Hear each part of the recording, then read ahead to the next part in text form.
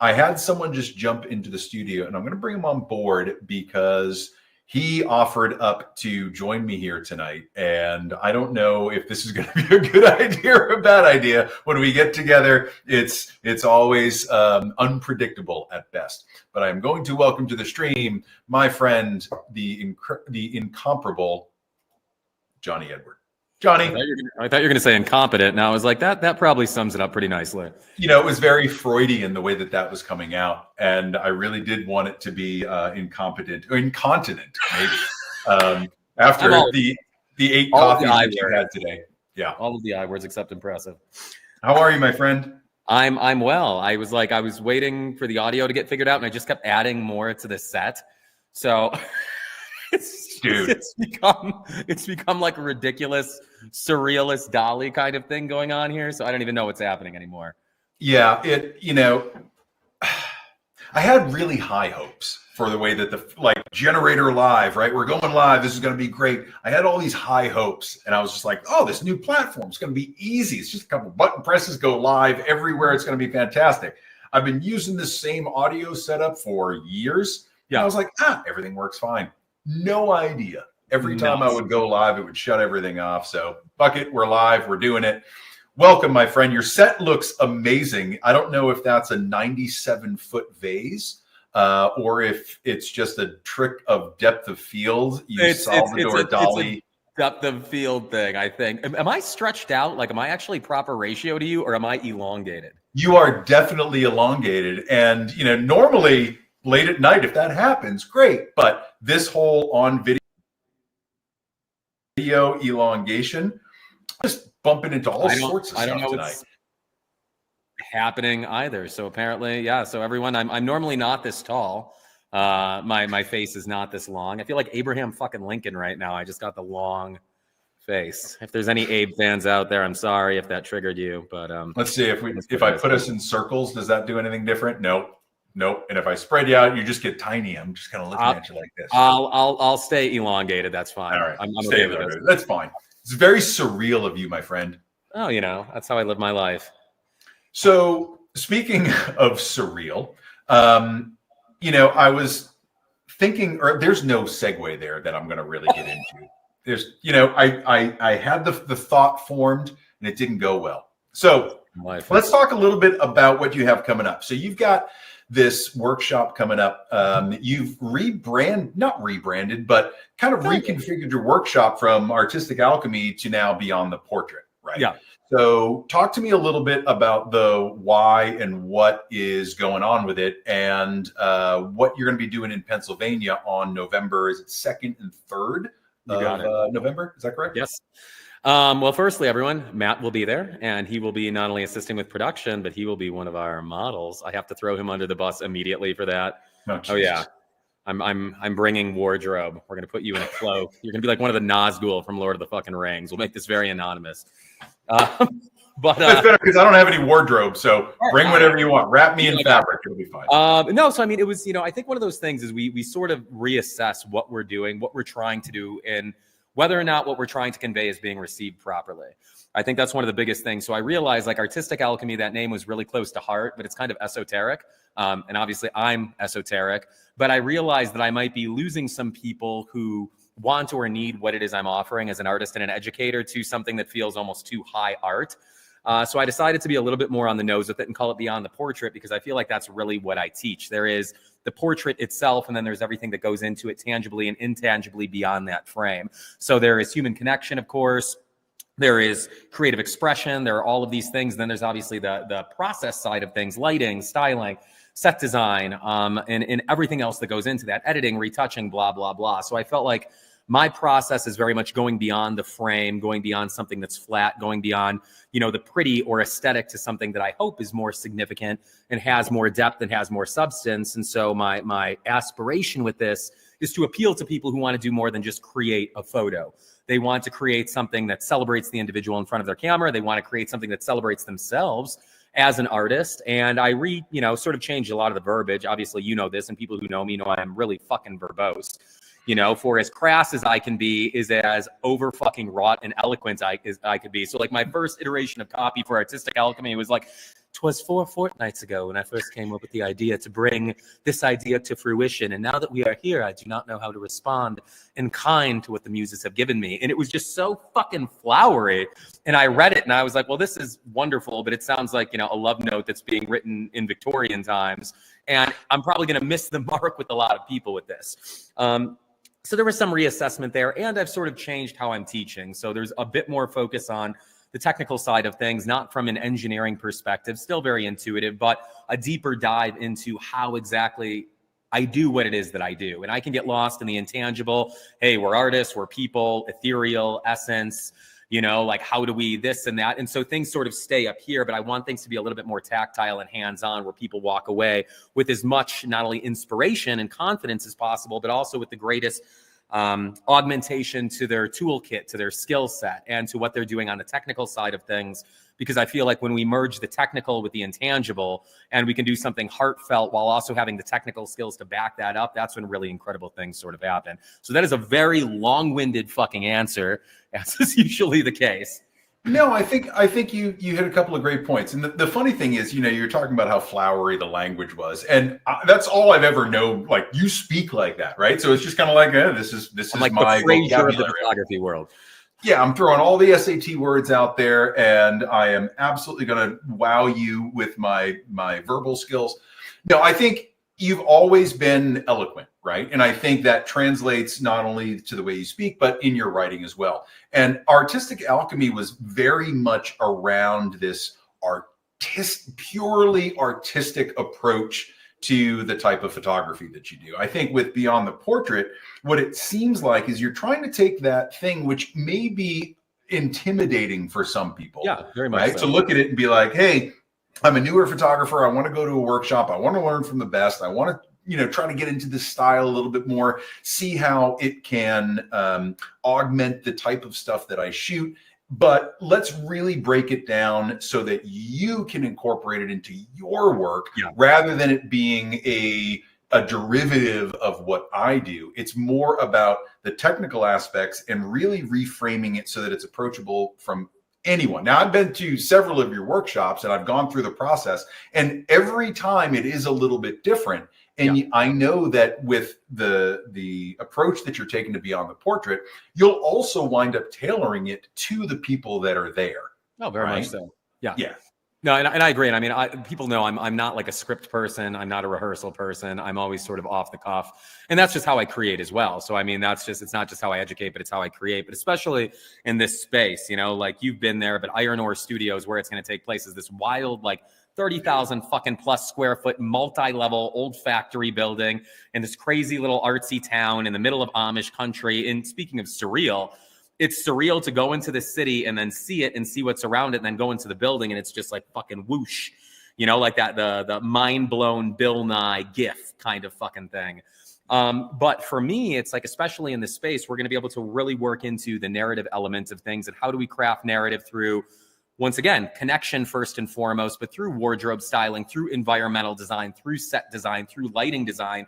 How do we layer and integrate these elements into one harmonious or disharmonious sort of narrative that speaks to whatever it is we're trying to say or convey, or whatever it is our subject, sort of wants to express or delve into personally or otherwise. So I think it's going to be this very exploratory type of thing where I'm really going to break things down, I think, to a greater degree than I have in the past, specifically because of what you're saying. And I, for lack of better phrasing, in terms of accessibility, I want this to be accessible to anyone who is really wanting to create powerful, authentic portraits, to honor the people in front of them, and then to do it in a way that is artistic to them, whatever that is to them. And as you said, not to impose myself on anyone. We don't need any more fucking Johnnies running around. Like, one is enough in this world. So, but what I do want people to do is to learn how I do what I do so that they have a greater ability to do what it is they do and to speak with the voice that they can only speak with and to create the art that they can only create. So part of that's deconstruction, part of that's exploration, and part of that's just, hey, we're going to spend 2 days failing and fucking up and making a lot of mistakes, because that's how we learn and grow. And it's also sort of exposure therapy, because I can't say I do not like hard light or I like hard light until I've used hard light. So there's so many sort of arbitrary things, especially in photography, where it's like, well, I don't use hard light. Why? Because it's not flattering. Have you ever used it? No. And then someone tries hard light. They're like, I fucking love it. And that's not a knock on character at all. It's because there are so many formulaic, arbitrary things, especially from educators, where it's like, you must do something like this, you must do something like that. Never take a portrait with a 16 millimeter. Never do this. And it's like, fuck, who cares? Like, what works for you? What do you like? What the fuck do you like? And that's how we develop a visual style. That's how business evolves. That's how we find fulfillment in what we're doing. That's how we're not waking up loathing, picking up our camera and all of these other things. Yeah, I just saw that little blick up that came up on the screen too. From basically, what I was going to do is, if I do this and then I add this in, right? These were just a couple of the background pieces that I got while we were at this ridiculous studio. So what Rusty and Nikki have built down in Lancaster County is this 30,000 square. I lost my mind when I heard it was 30,000 square feet, right? Because we all have these. It sounds like a misspoken thing or a typo. Like, it's madness. We all have these like, oh, my studio is 2,000 square feet, 3,000 square feet. Look at me swinging my dick, right? And then you walk into this place and you're instantly humbled the fact that everywhere you look is a different, beautiful room, right? Yeah. And I'm trying to manage like 97 things at once, but like looking at some of these scenes, right? And these are all different rooms, all different places that you can go within this 3-story building with a basement and elevators and side rooms and libraries. And it's unbelievable. Yeah. And, just to give you sense of scale, this is probably 1/3 of one of the floors. And, you can see just how many people are there, how much room there is to create. And it's not only, I've just got some of these pictures up from the workshop. Yeah. And let me see if I can get some other ones to just give context to the size. So here we are in that library with the pool table, right? Here's you and Pratik. I really haven't even gone through any of these photos, and we're just going to kind of check them out together. But you've got a pool table in there that is, full size and plenty of room around it to shoot. It's not like, it's wedged into a corner somewhere. There are these huge windows. Yeah, I love the scale of the windows there that you can see that. They're fucking massive. I mean, looking at something like that, and they go the entire length of the floor. It's unbelievable the light that's in here. And then, you've got these big walls, you've got all sorts of stuff. And then you get into the darker stuff. You have smaller sets, and, here's Chelsea. And these are smaller sets that you can build everywhere. So I can't wait to get down there and do some of this production, because I think people are really going to be blown away by what's in there. And so there are a handful more things down. Here's another kind of area. There's set upon set upon set. And textures and just so many places. There you are. Beautiful. So, everywhere you look is a feast for the eyes. And I know I'm just kind of like going on and on about this studio, but for what we do, this is like a Disneyland. I could spend days and days and days in there shooting and never shoot the same way twice, ever. Well, and at that workshop we were at, obviously it was fantastic, and it was that community-based workshop, and we had so many attendees, but because there were so many people to manage and it was only one day, what I didn't have an opportunity to do was to really dig into the space and play with more environmental style work. So my friend Leona from Backdrops Gallery, who is based in Canada, is driving down from Canada with her partner, Martin, and they're bringing a slew of muslin and canvas of all size, of all shapes, of all textures, because what I really want to do is in a lot of these scenes, let's say like in the library, use a 4x6 that's gold or tobacco and just carve out our subject, maintaining the environment, but also drawing focus in. So the way that we're actually going to be able to dig in and create these really immersive, golden era Vogue style sets is going to be spectacular. So I can't think of the last time I was this excited about a workshop just for me, in terms of the work that I want to create and what I want to delve into and explore as an artist.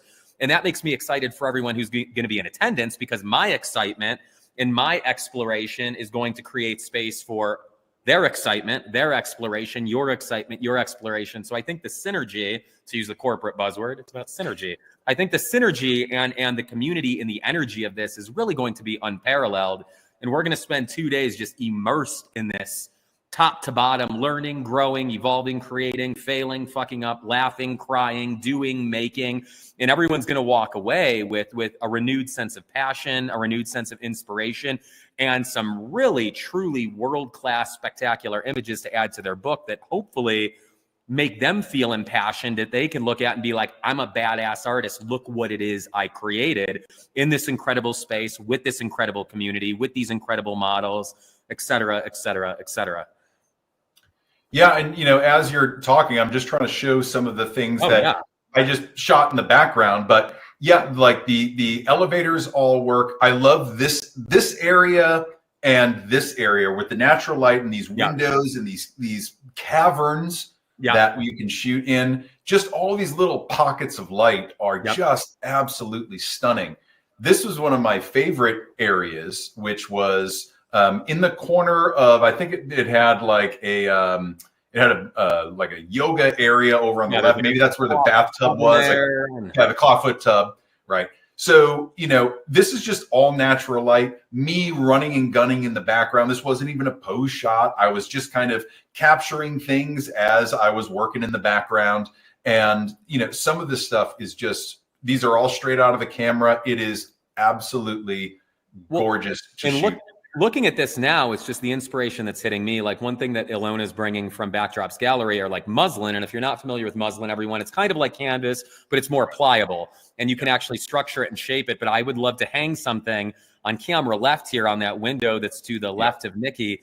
Hanging a muslin in front of that window will get backlight and a glow through that, and then being able to shoot into it with that natural light coming in. So we have all of this natural light to work with, Nanlite supporting us with a massive lot of gear. So we'll have optical spots, we'll have Fresnels, we'll have large light, we'll have small light, we'll have soft light, we'll have hard light, and then we'll also have strobes. So we're going to be looking at working with just the natural light in concert with constant light, the natural light in concert with strobe light, and then all three of those mixed together to artistic or creative effects. So we're going to delve heavily into lighting, and hopefully everyone's going to walk away with a better appreciation for the fact that light is light.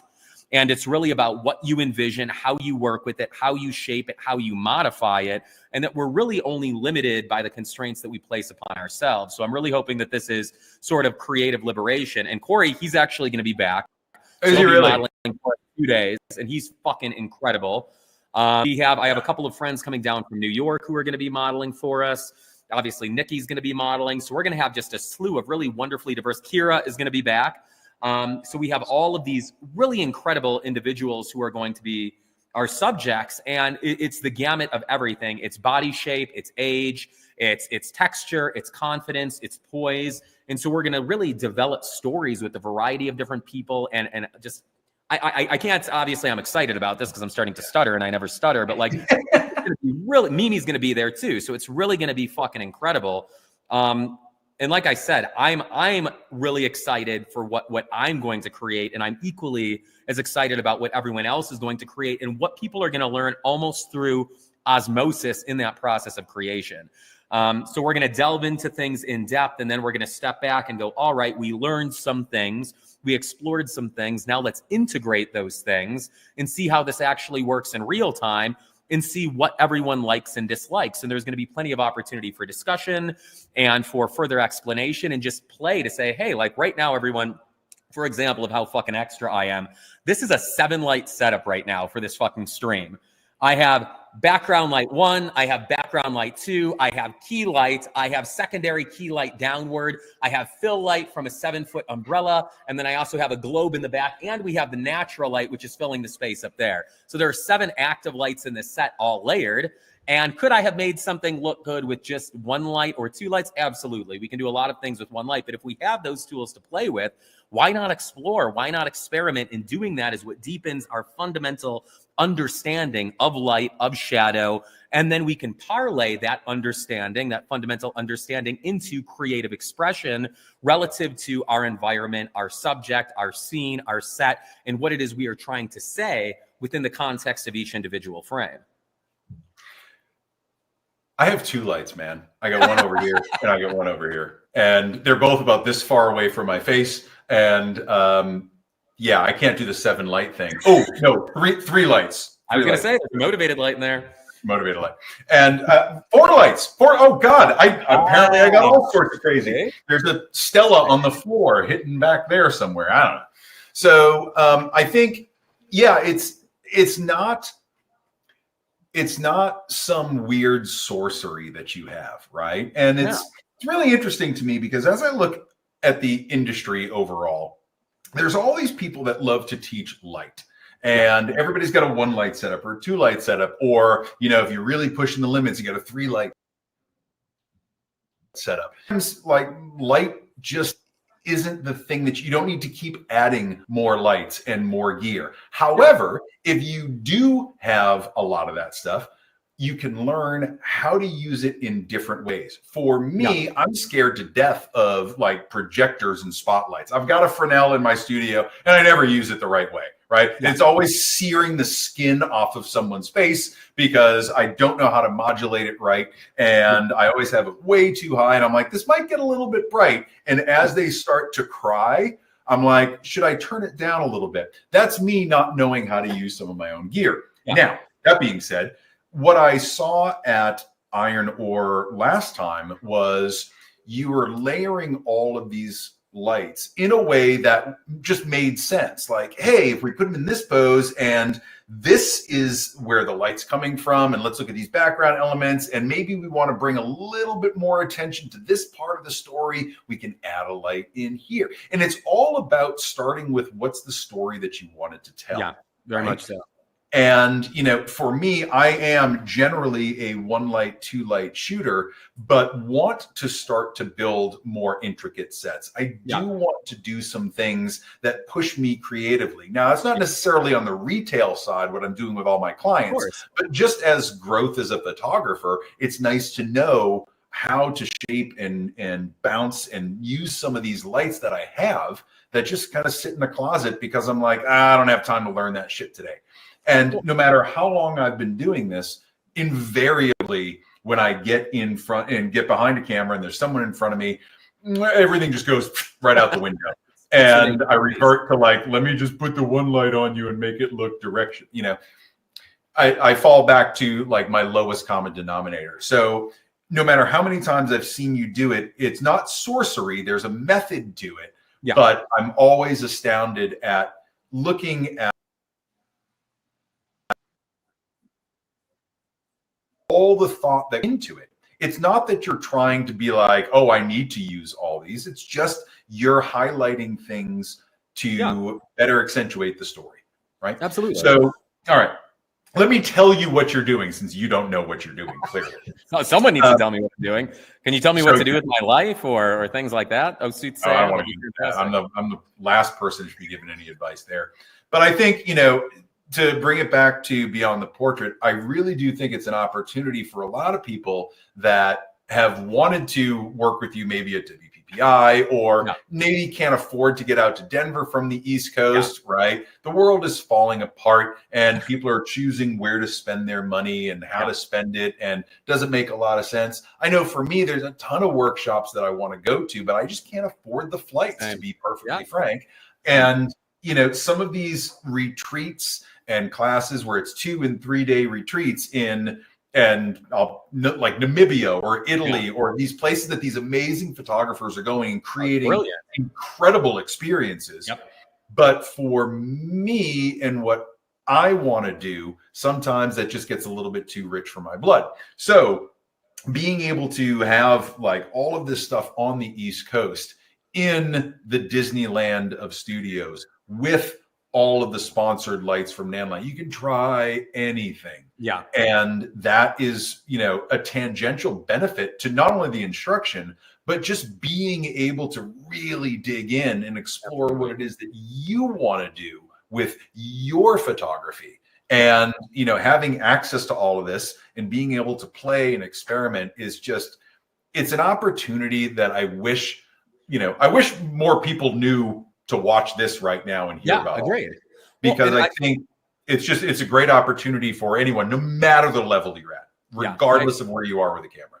I agree wholeheartedly, and I appreciate you saying that. I think for me, like going back to accessibility, even as far as price point goes, that was one thing. I managed to scale things a little bit and keep overhead low. So like the price point is lower, so hopefully that's more accessible. It being in Lancaster County, like it's accessible from Philadelphia, from Baltimore, from DC, from Jersey, from NYC. And if you're in one of those places, you don't even have to drive. You could take a train. The cost of everything in Lebanon, in Lancaster County is really great in comparison to what's around it. And so that was my hope, is to say, hey, if you're on the East Coast, you don't have to worry about flights. You don't have to worry about rental cars. You potentially don't even have to drive. You may have to stay a night somewhere. So to keep that price point lower, to make it more accessible to more people. And yeah, once again, I think it's going to be really exciting. And I think regardless of what someone wants to get, there's like this multi-pronged element. If you want to learn how I do what I do, you're going to learn that. If you want to learn my lighting, my styling, my set design, you're going to do that. If you want to experiment with backdrops to the nth degree, there's going to be that opportunity. If you just want to build your portfolio with some guidance and mentorship, this is an amazing opportunity to do that. So it's sort of like a hydra. You know, there are all these heads, and ideally, I hope people who come want to do all of these things. They want to learn, they want to grow, they want to explore, they want to build their portfolio, they want to experiment with different lights and lighting modifiers, they want to experiment with different types of set design and canvas. And to that end, like you were saying, I think for me, when I was starting out, something like this would have been eminently helpful, not just to learn from a person whose work I sort of admired and respected, but to be able to say like, oh, I've been saving up my pennies for a projector and I used it. And actually, I hate that damn thing. It sucks. I don't want to get one. Or like, I really wanted an olive backdrop and then I worked with it and I'm like, actually, I don't want that anymore. So it gives photographers a chance to work with these tools and these elements in real time and say like, actually, that works for me in my style, or it doesn't, so that we don't misallocate those funds, sometimes limited funds, to something that we're ultimately not going to use or integrate flow, which I know I've spent way the fuck too much money on all sorts of bullshit programs, software, education, backdrops, lights. Like I have a cacophony of things that I need to sell, but I'm such a hoarder. I'm like, oh, maybe I'll need that vintage Fresnel 2 months from now. And it's taking up like 75 square feet because it's the size of, you know, a 12-year-old in my back corner, but I won't let it go. But I've never actually used it. And that's ancillary, of course, but I just think there's a lot going for this. And I just want there to be a lot of excited people there, because I'm going to be excited. And I just want to share the experience with other excited, impassioned artists who are looking to connect to themselves, and in the process of connecting to themselves, to better connect with the people in front of their camera. Because the more connected we are to ourselves and the people in front of our camera, the more that we can honor them and their story. And the more technically adept we are, the more we can honor the individuals who are in front of our camera as well. So there's the heartfelt element. And then there's like, you know, it's a multi-pronged thing, I guess, because you can have heartfelt imagery that is technically unsound, but it's so moving. And then you can have technically superior imagery that is incredibly sound, but it has no soul. But I think when we combine those things, when we elevate our skill level to a certain point, and then we give of ourselves and connect with ourselves to a certain point, those elements do come together into something harmonious that is ridiculously fucking powerful and mesmerizing. And that's when someone comes back to me and goes, I don't know what's going on. I keep coming back to this portrait you created. I'm not sure what I'm feeling. It's welling up feelings inside. I kind of smirked. I laughed. Like they have this overt emotional response to it. And that's what I want to do. I don't want to create pretty pictures. I don't want to create emotional, or I don't want to create beautiful pictures. I want to create emotional photos. I want to create portraits of people. I want to create portraits that convey a sense of individuality, of place, of time, something that has substantialness to it. And I think about Lindberghs, and I think about Penns, and I think about Leibowitzes, and I think about all of these people who get shit on for their own reasons, because people love to shit on other people. That's like the current de facto thing. Like, hey, here's someone who's doing great things. How can I shit on them? But that's another thing. But I think, you know, so much of what their imagery is, and for better and for worse, there is that intangible element. And so that's what I always want to convey, and I want to inspire and empower people to infuse into their work. And that's partly the person in front of your camera, and it's partly you. And in that way, I think beautiful portraits are a dialogue between the subject and the photographer. And when we sort of get all of those variables right, it's literally is fucking magic. And I'm after magic. Life's too short for anything other than magic.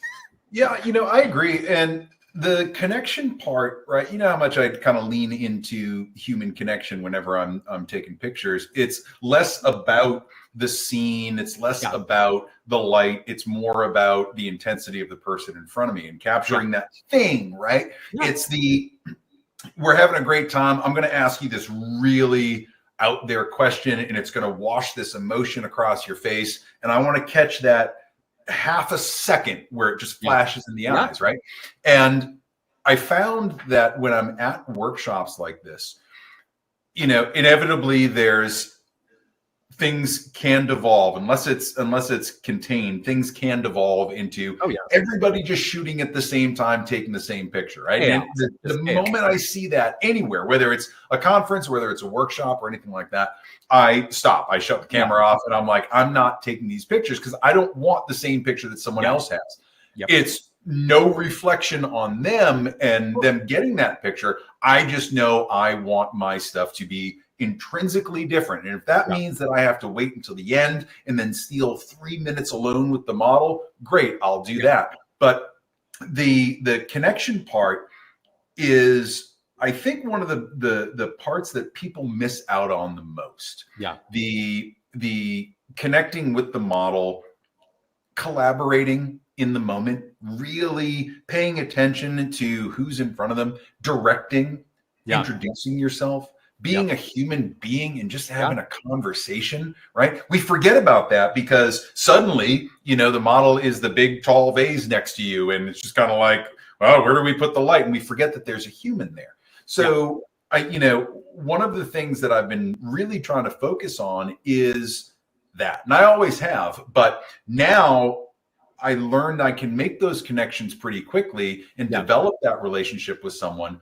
But now, how do I make it better? How do I bring them along as I start to layer in lights or play with the backdrop a little bit or push them outside of their comfort zone so that we might create something a little bit weird? Let me pull out my weird 9mm lens and get some distorted portraits. Like, let's do something that makes us both feel great, but at the same time feels real and good. And I don't care if anyone outside of me and that subject like the photo. I really don't care, because it's about us creating that thing that means something to us. Absolutely. And so, I find that these workshops are a great place to do that, because even like sitting at lunch or talking to someone, and this is another thing about Iron Ore that I'll bring up, which was brilliant when we were there, is right next door is a brewery and restaurants, like literally the next door over. And it's unbelievably cool, the people that are in there. Every place that I went was fantastic food, not all that expensive, and really great service, which like legitimate community, like that eclectic community. That's, you want sushi, you can get that. You want breakfast, you want a chorizo burrito, you can get that. You want coffee, you want cookies that are baked by an Amish family, like whatever. And it's all consolidated in this one place where people are just elbow to elbow hanging out, existing together. And it's really beautiful. So looking at the chat here, Solana Images on YouTube says, nice surprise to have two of my favorite photographers talking about light. Just bought my first light today. That's awesome. Let's have a little gear chat. So apparently she bought a Stella Pro Reflex S. Total newbie with artificial light, other than a super cheap set I purchased a few years ago and never used because, parentheses, really bad. I know, been there. I still got them. I do too. The little like pigtail CFL bulbs that turn everyone like a jaundiced yellow green. Yes. Beautiful. It's artistic. And then she says, now I need to buy a softbox stand, etc. Any recommendations appreciated? Okay. So recommendations, right? So from softbox stand, I don't know the Light in Motion Stella platform, right? I've got a Stella 2000 that just kind of sits on the floor here. But I always found that their stuff, again, Solana, this is not necessarily detracting you from anything. I didn't like the fact that I had to get all my modifiers from them to fit their stuff, right? Yeah. And the same kind of thing with Pro Photo and Ellen Chrome, right? I want Bowen's mount and I want to throw it on anything that I want to throw it on, right? So in terms of soft boxes, get something that is in line with your style of photography. You want big, soft, and painterly, get a big 60, 72-inch umbrella or softbox, right? If you want something harder, just use the reflector that comes with the kit. So it all depends on the style of photography that you're going for. What I would say on stands, if you do have a studio, if you're not moving around a lot, get a C-stand. Absolutely get a strong C-stand. Newer, Avenger, Kupo, right? You can go a bunch of different brands, but get a C stand. It's going to be the most stable and the strongest thing especially for a Stella Pro.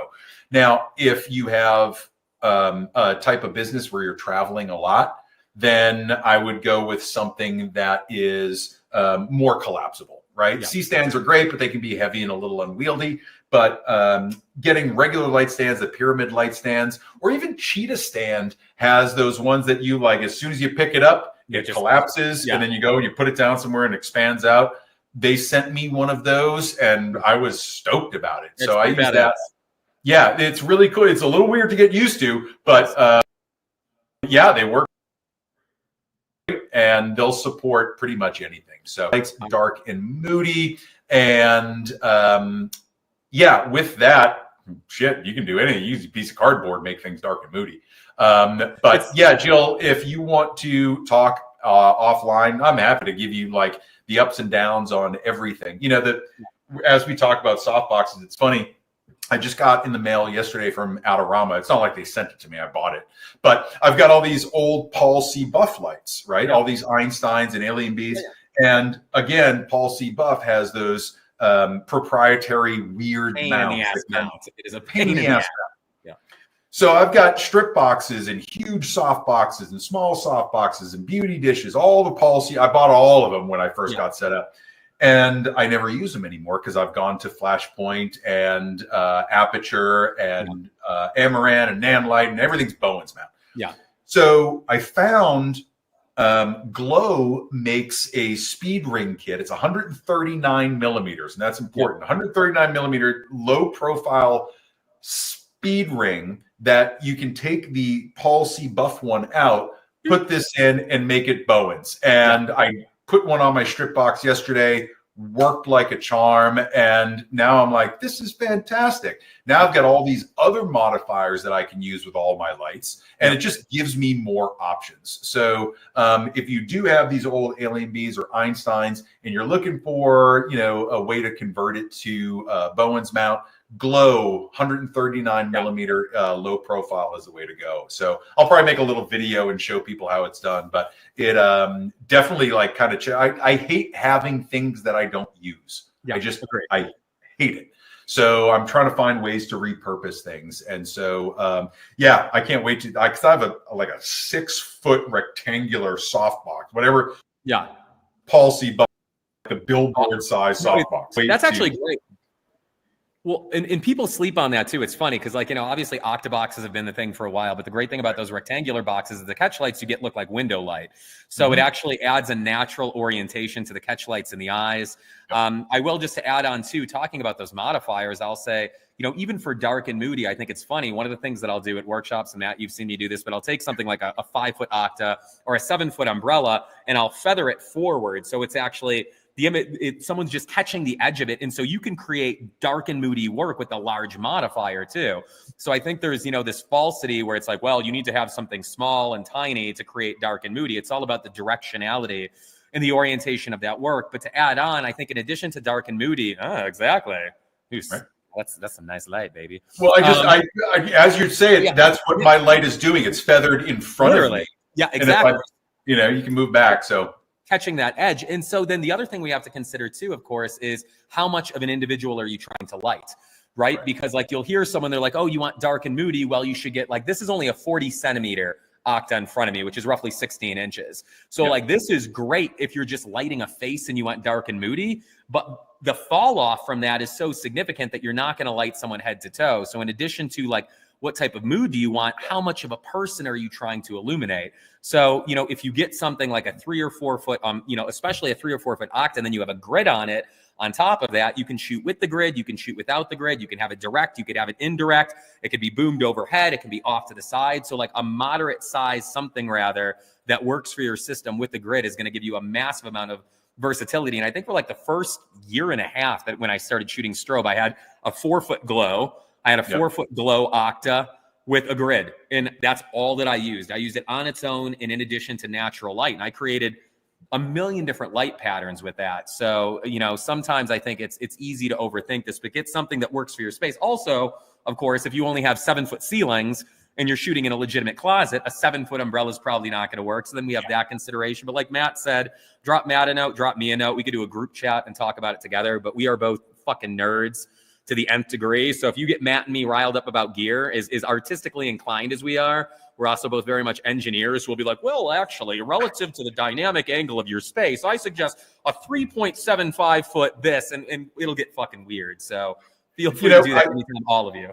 I always think like I'm the poor man's nerd, right? So I do not like to buy really expensive gear just because I'm hard on it. And honestly, like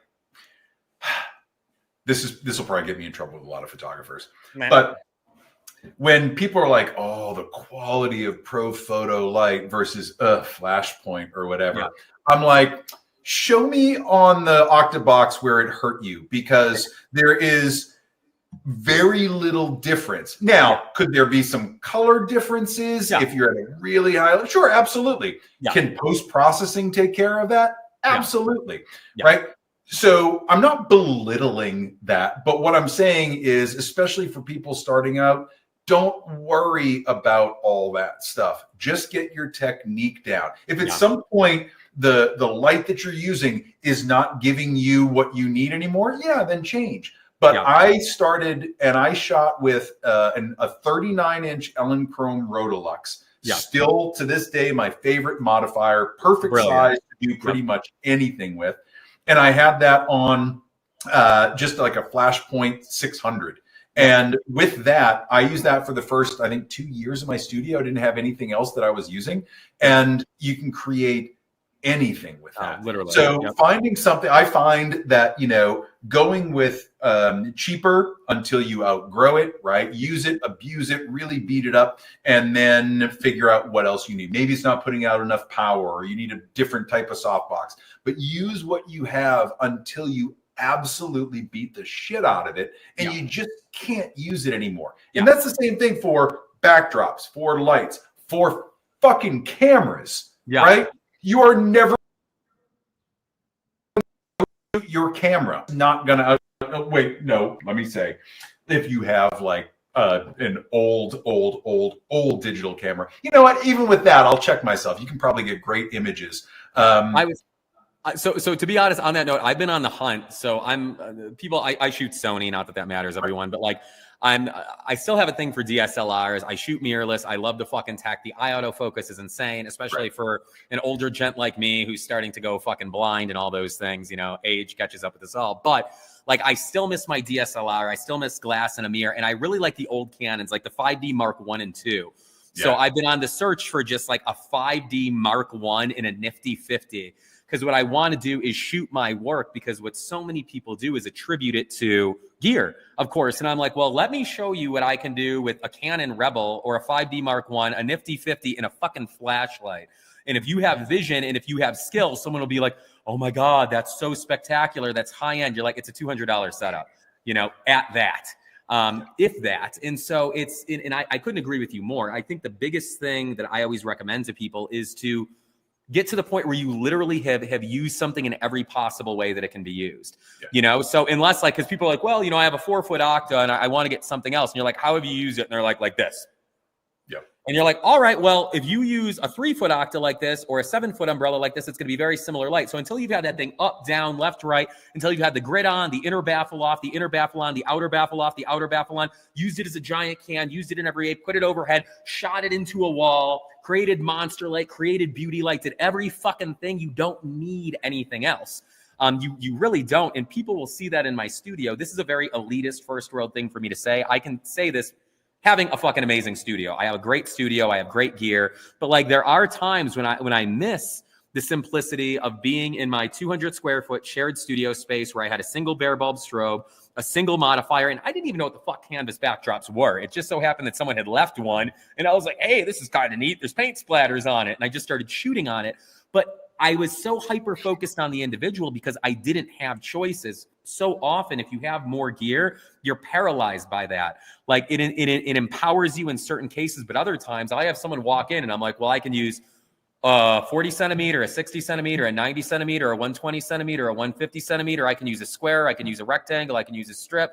I can use an octa. I can use an umbrella. I can use a projector. I can use an optical spot. I can use an old film projector with 35 millimeter slides. I have 17 different types of flashlights. I have strobes. I have Elinchrom. I have Flashpoint. It's ridiculous. And then I'm sitting there and I'm like, what do I want to do? And my ADHD brain is just fucking short circuiting. Like all of the neurons are firing simultaneously. And I'm just like, deer in fucking headlights. So there is so much that you could do simplistically, everyone. And I would challenge yourself and you literally use a flashlight. I shit you not. Use a flashlight with standard shutter and long shutter and just play with that. And the stuff that you can, or a bulb, a fucking lamp, an IKEA lamp, type of light you can create with an IKEA lamp. Like, I would argue some of my most iconic work and the work that people know me by is my simplest work. It's literally like, there's one I just found from like 2016, and it's me with a filament bulb that I like found in a storage place that someone had left, and it's just right in my face. And it's just black and white, and it's so raw and it's so gritty, and people are like, bro, that's so artistic. And it was, but it was literally a $5 bulb, and that was it, and a crop sensor camera. You know, and this is a perfect segue, because I always laugh because people talk all about gear and how, you know, amazing full frame and medium format. And while I love it, I shot full frame for a while. I was a Canon guy for a while. When I switched to Fuji, they're all, you know, I don't shoot the GFX system. I shoot the X system and an H2S, and that's crop sensor. I have an XT4 that's a crop sensor, and none of my clients know the difference. The files are perfectly fine. Are there things that are better in Canon or Nikon or Sony compared to Fuji in terms of autofocus or bells and whistles? Yeah, probably. But I don't want all that shit in my brain. I want something that's going to give me a good look. Right now, I'm using the XT4 to give me this look, and it's wonderfully beautiful. I love the colors of it, right? But while we're doing that, and I'm not going to turn into like a big like show and tell day, but what I was going to do was show a couple of images of what I did with just one light, and from way in my past. And let me pull up a couple of these. This is one light, and that was just, I'm doing all sorts of weird stuff. Windows are getting big, but so you can see that was just kind of like one light above to the left. We've got, let's see, this is one light up to the right. That's one light. This is that Rotolux off to the right. This is that Rotolux off to the right. I mean, like, just this is one just above and to the right, a little bit of a harder modifier, but all one light shots. Right. One light. This is just one light, hard light. There was some stuff that at your workshop out in Denver, this was one light, one big octabox, like up to the far left, I believe. That was giving us that light washing across the backdrop with Mason. So I'm just a big fan of only using one light. And, in fact, over the past couple of days, I had some folks come in. This is Marin, and this is a one light setup that I had. Another one just off to the left, about, high 45 degrees. This is the same kind of shot, same kind of thing, adding some eucalyptus in behind. These are all straight out of the camera. These are not retouched. So these are just, hard light. Again, one hard light. This is the Fresnel stuff that I was talking about. And I was the Fresnel there. That's solid. So, stuff like that, just giving a little bit more of this hard shadow, old Hollywood look. This is with it a little bit more pointed, but still all just one light. I'm not trying to do anything fancy. And even in this one, you can see it's just straight up overhead. I've got a big 60-inch octa just hanging out straight overhead. And, the reason I put that up there is just to say, to put this up there is you don't need to have the 7 light setup to make things, to tell whatever story that you want to tell yourself. You know, No, but so there is a classicism and a timelessness to one light, and that's because I think most people know light not through photography but through painting. I think most people are much more familiar with classical paintings than they are with, you know, photographs. You say Rembrandt to pretty much anyone on the street, they're gonna go, "Oh yeah, Rembrandt." Like you say Irving Penn, and they're like, "What the fuck's an Irving pen? Is that like a writing?" I have one of those. Yeah. Yeah, exactly. I got one right here. Fucking my Irving pen, bro. You want my signature? What's up? So it's ridiculous, but people just don't know. So that's how it's informed. And obviously those Dutch masters and everyone else, they were creating their own light, but it was based off of a window light. It was based off of a high window light or a broad window light. So most people are familiar when they think about lighting with a single light source, which is 99% of the time the sun and 99% of the time coming through a window in an interior space. So there is a timelessness to the single light. And then there's also a lot of cliche tropes once you get past one light, you know, like 3-point light setups and stuff like that everyone learns if they went to, you know, photography fucking school, or they did an online course in filmmaking. And you're like, you got a light here and you got a light here and you got a light here. And it's a fucking triangle of light and it looks that way. And there's nothing wrong with it. When it's done right, it could be spectacular. Right. Most of the time it's generic and it just looks fraught and there's no individuality. There's no thought process put into it, but there is. And there's, and still, it's funny. Matt knows this when he was in my studio, and I talk about this. I have beautiful natural light in the front of my studio. I have these gorgeous, huge windows.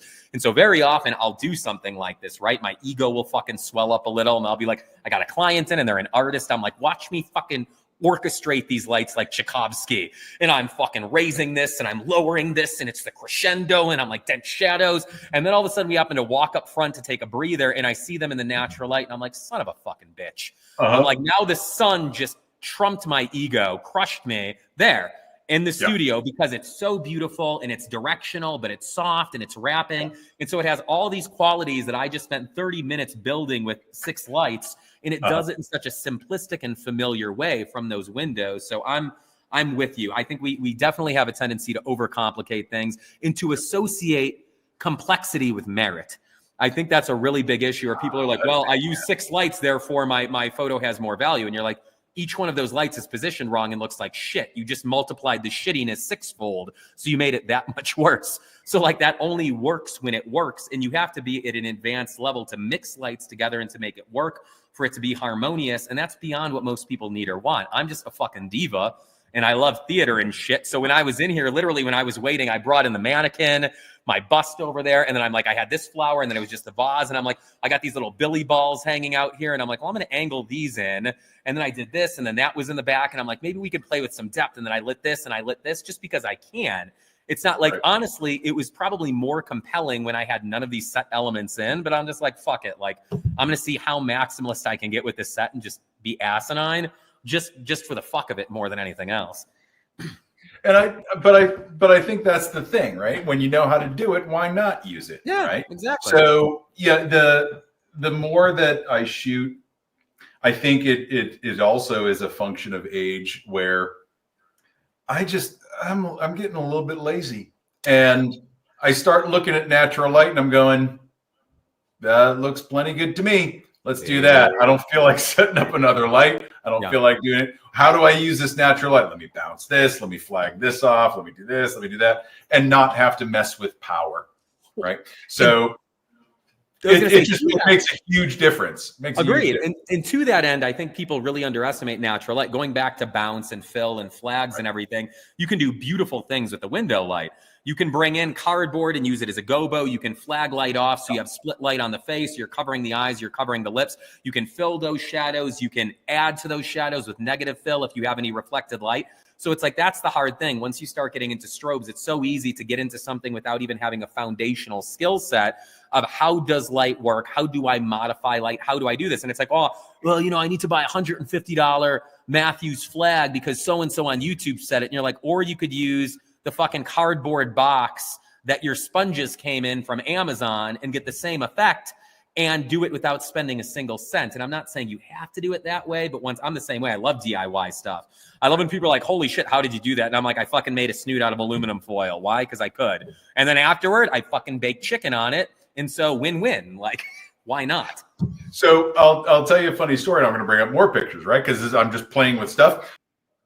So we had this one video, and she was doing a maternity shoot, right? Rad chick out of Vermont, and she came over, and so I was playing. I had this kimono, put this on her, very easy one light setup, and you know, we did a couple of one light things, and everything was great, and I liked it.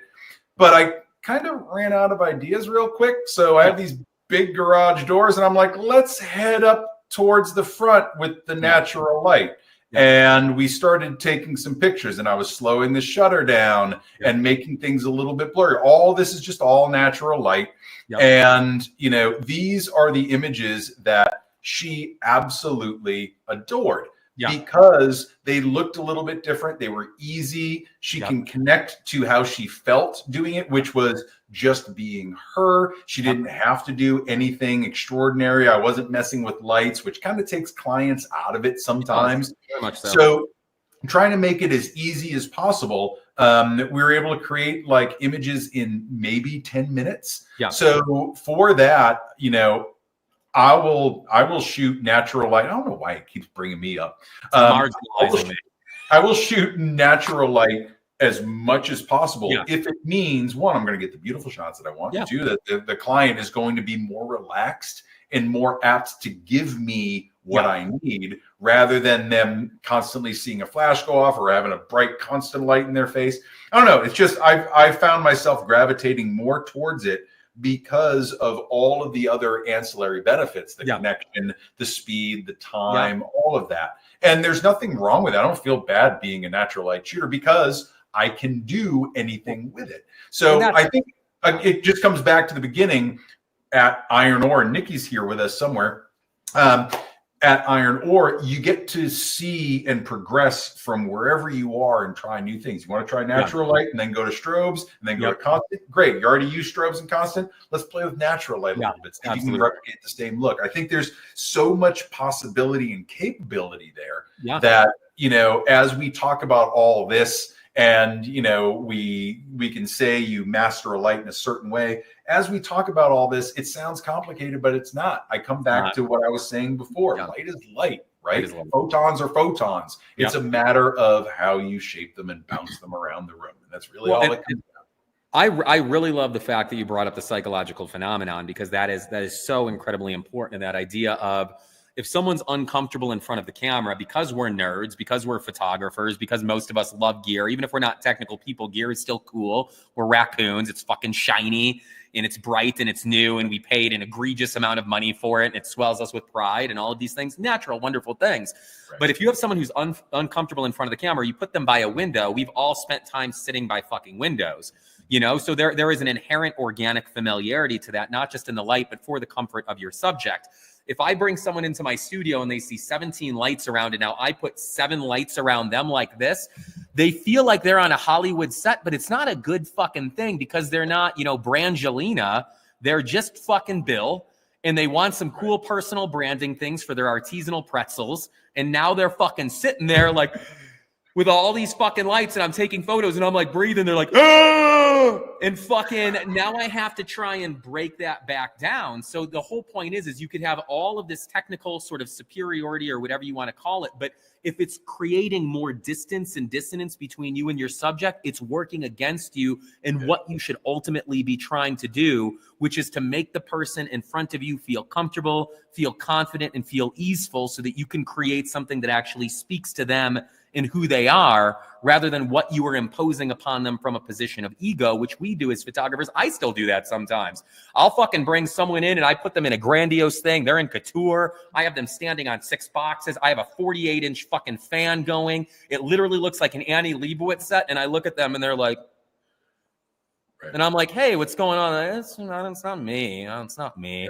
I'm like, fucking okay. And then I put them in jeans and a t-shirt or a turtleneck, bring them up front, and they're just beaming. They're beautiful. They feel comfortable. They feel easeful. So it's so important for us to not be in imposition or to impose our ideals, our beliefs, our thought processes about especially what makes us a professional.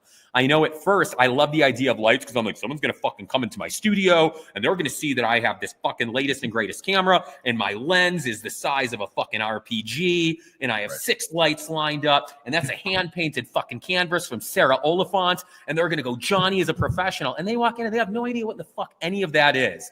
And then I'm walking around peacocking like Mick Jagger, like, yeah, you see that fucking canvas, baby? And it did nothing. And then I brought them into literally the front of my house, had them sit down, gave them a cup of coffee, and they're like, oh my God, this is so brilliant. I feel so comfortable. Thank you for making me feel easeful.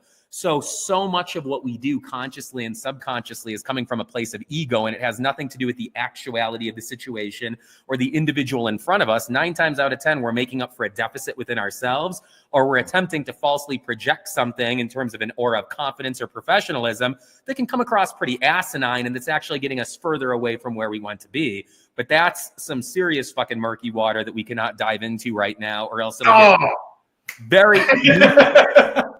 Matt and I, like, I will, I'll have to start turning off the lights in here. So I think if I do that, we'll do this. If we're really going to go that way, we need to lose at least some of the light on my face, and I need to start falling into shadow before we start doing that. There we go. So, and as an example, the funny thing is, go ahead. No, go ahead. I was going to say, this is the key light, everyone. So talking about layering light, going back to light, like this is that little octa. So we can see how the rest of the scene has remained relatively the same. Obviously, it was spilling into some of this stuff, but it was predominantly lighting me. But now this is fucking cool. This is a very noir-esque, detective-esque thing. Maybe I'm giving testimony against the mob, and they have to alter my voice. I was thinking we should modulate your voice, pixelate your face. Tony Soprano broke my kneecaps in an alleyway in December of 2002. I don't know. Peter Hurley threw me in the trunk of a car. That's something Peter would probably do. Peter, I'm calling you out. Where are you? You fucking Slender Man looking motherfucker. No, I love you, Peter. But yeah, so I mean, but point being is it's a familiarity thing. But I mean, and I could turn all of these lights on and off, and that's the thing. All of these lights in this set serve a fucking purpose. And so I don't just have a bunch of lights on to have a bunch of lights on. Each one of them is lighting an element, and they're all interacting with one another to create that sort of desired end effect. And there's no right or wrong. I think that's the other big thing that we didn't touch on with lighting is so often people are like, well, the light's too directional, it's too hard, it's too soft, it's too broad, it's too narrow. There is no right, there is no wrong. There is what you were trying to do. There's what resonates with you and then what resonates with the individual in front of your camera. Right. And now that my ADHD is kicking in, one thing that you said earlier, Matt, now I feel like I'm anonymous, so I can speak. I can just start talking shit right now, right? No one will know who the fuck this is. No clue. Yeah, no one will ever fucking know. And this isn't shit talking yet, but like Matt, you would mention like connecting with the models at workshops. And I think that's such a big thing. And so for me, when I attend conferences or workshops, what I'll often do to try and foster connection is I'll walk up to them. And let's say I was photographing Matt, for instance, and I'll say, hey, Matt, is there something you want to do that you haven't done yet?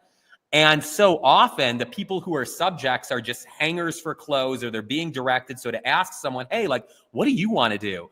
How does this look? Do you want it brighter or darker? Do you want to change poses? Do you want to change outfits? And they go, oh my gosh, they light up. Oh, here, I'm going to turn my face. They light up. And suddenly they're here and they're like, oh, could I actually stand? I've been sitting this whole time. No one's had me stand. And then automatically there's respect and appreciation. They're like, you value me as a human being. My input matters to the creative process. You're concerned about how I feel about what you're doing behind the camera. And a simple question like that can automatically differentiate you from everyone. And now all of a sudden you have someone who's looking at you and they see you seeing them. And that is when spectacular things start to take fucking root. And it's so easy. But it's also so easy to forget to do that because you're sitting here and you're shooting and there's people behind you. And I'm like, oh God, what if Matt's judging me? What if I shit my pants? What if all of these things happen? What if I can't figure out my camera? What if I trip and fall? And no one gives a shit. But in our mind, there's this giant cabal behind us who are like, I can't believe Johnny's wearing that hat. I can see his ass crack right now. What a fucking scumbag. No one's, I mean, maybe some people are saying that, but most people aren't fucking saying that. It's all just the narrative we're creating in our mind that we are then projecting onto the world around us.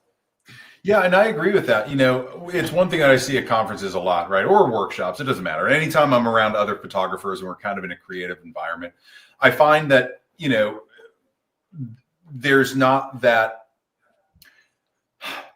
Photographers often don't let themselves just be. Meaning, they'll walk up and they'll start shooting pictures, or even if they connect with the person, they're trying to get the perfect shot for their portfolio within 2 or 3 or 4 minutes. Mm-hmm. And what I learned very, very early on was to get rid of all expectation about that sort of stuff. Now, I also, I'll go into a booth and I'll shoot with a model, or I'm at a workshop and I'll shoot with a model. And if I'm not getting the picture, I don't shoot it 3,000 times hoping to get the picture again. It's just, if it ain't working, it ain't working. You got to know when to cut your losses and just get out of there and be like, hey, no, you were great. This is awesome. Thank you for everything. And then you go look at the picture and you're like, oh, this is kind of shit, but whatever. Maybe I'll go back and try something different. But I think we have such problems with our own ego that we're comparing ourselves to who just shot before us, or who's shooting after us, or people watching us, or what's the model going to think, rather than doing the thing that you're there to do, which is improve and learn.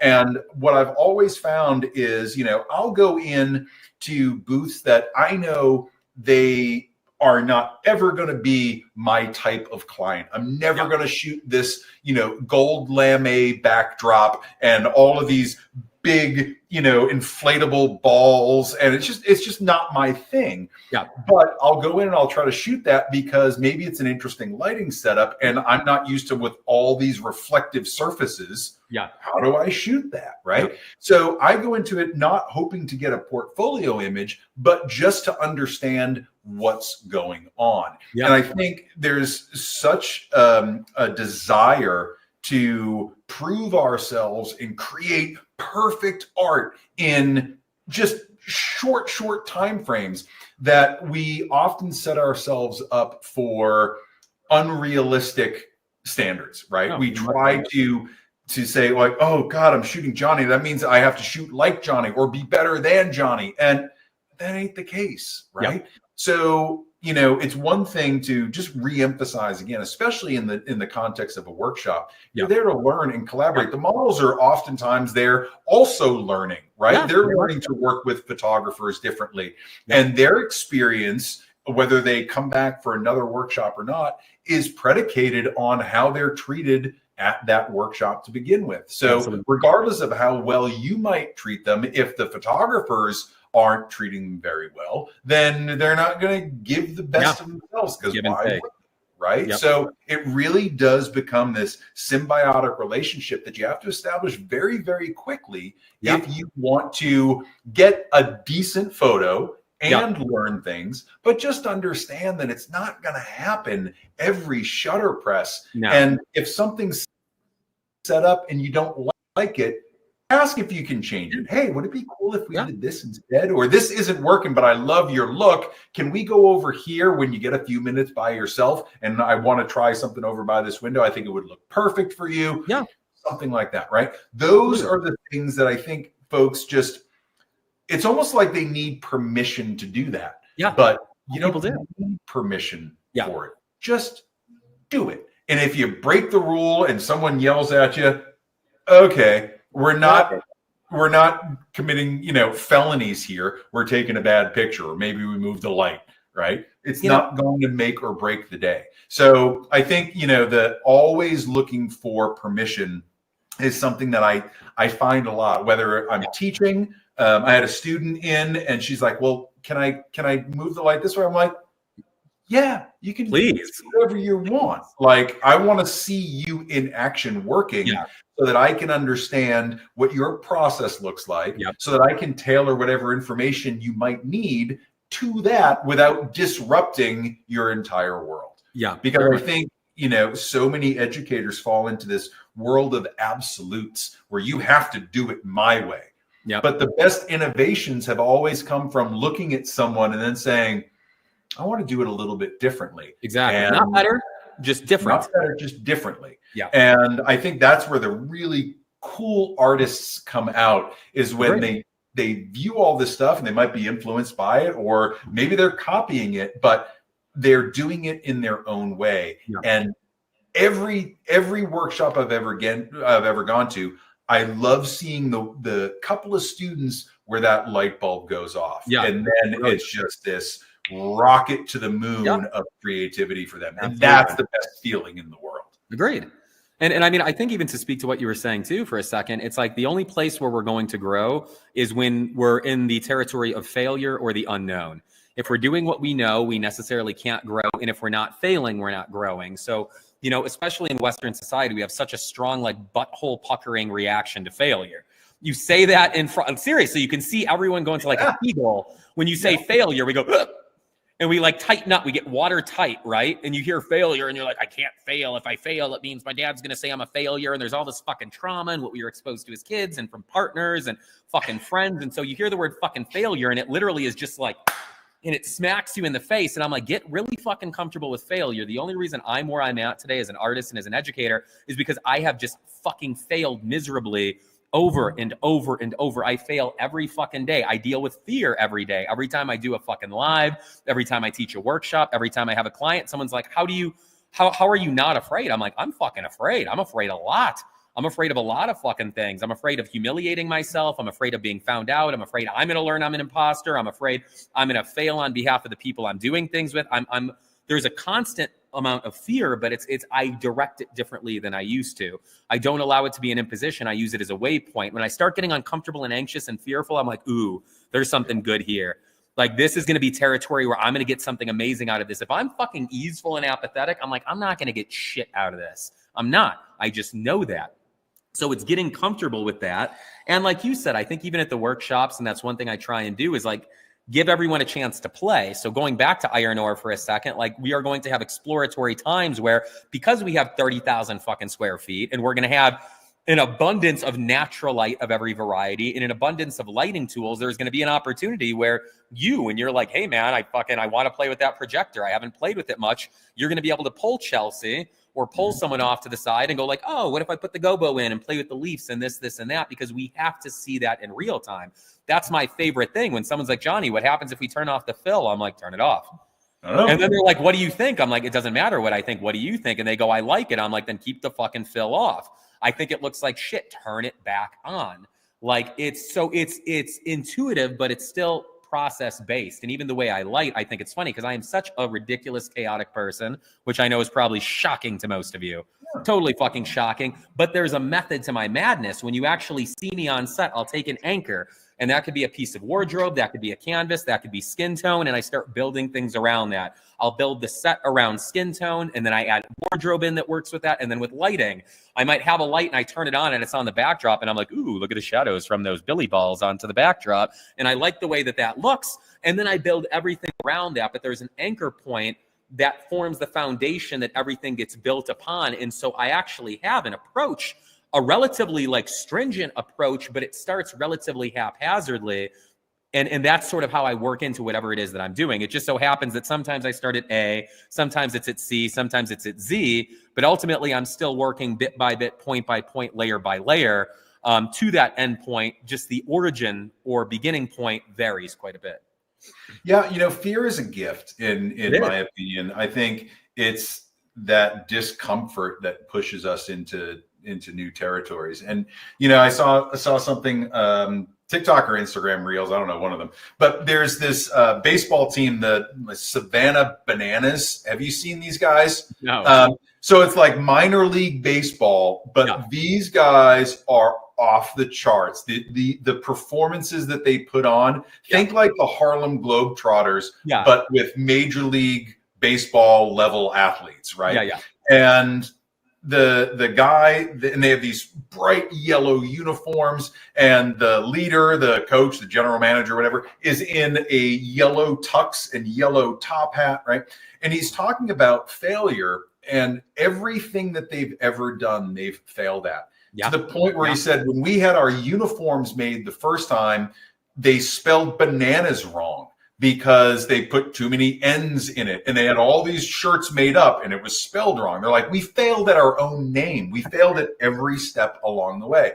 And they've built this massive following. So you got to, at some point, look them up, like Savannah Bananas. I think they're out of Savannah, Georgia or something like that. The Bananas. And it is really just, it's entertaining to watch. Two, they are pushing the limits because they're not afraid of that failure. They're like, hey, I did this and it didn't work. Let's try something else. We have to entertain the crowd. We have to take pictures. We have to do whatever. Let's just fail and learn from it. And that's the best possible thing that you can do.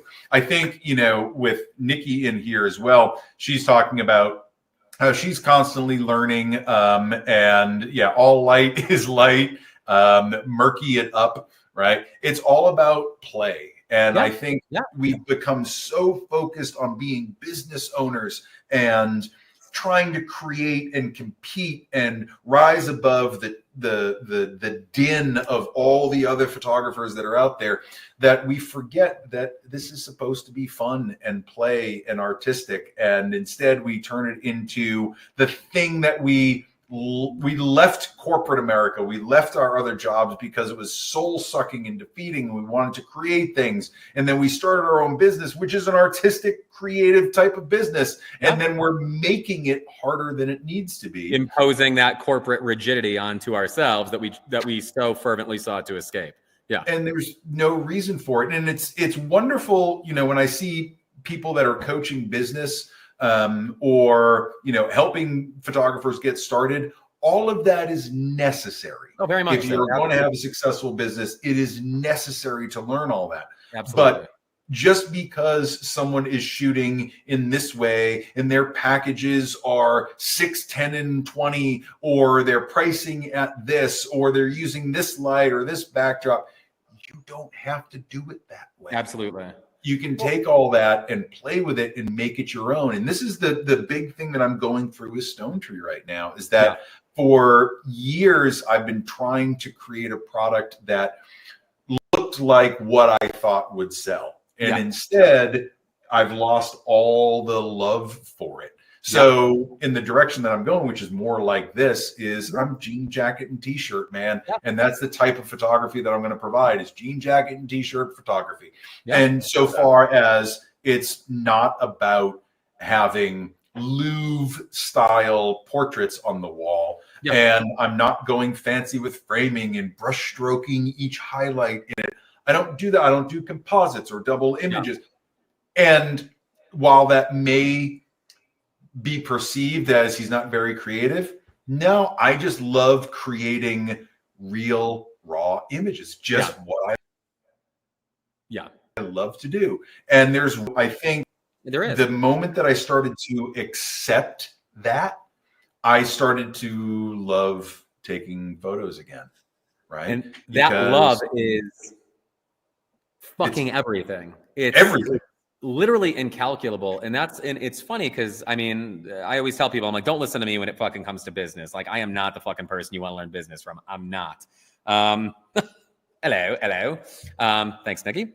But that's why I'm so adamant about this idea of connecting to yourself and creating art that you feel significant about, because even though it's not about business, it has one of the biggest impacts on the business indirectly, right? Yeah. Because if I have my sales together, and if I have my email responses, and I have my pitch, and I have my packages, and you come to me and I'm very defined and I can do it, right? And I'll get that, and I can get the sale, and it's formulaic, and there's nothing wrong with formulas, and there's nothing wrong with systems. They have built fucking empires. I'm not knocking that at all. However, that's only one piece of the puzzle, because if I'm not excited about what I'm doing, there is an energetic element that you cannot fake. You cannot fake passion. You cannot fake excitement. You can do NLP and mirror body language, plant fucking words, and do the Fight Club, like cut things into your slideshows where it's like, sell, buy platinum package. And maybe that fucking works, but there is no substitute for being excited.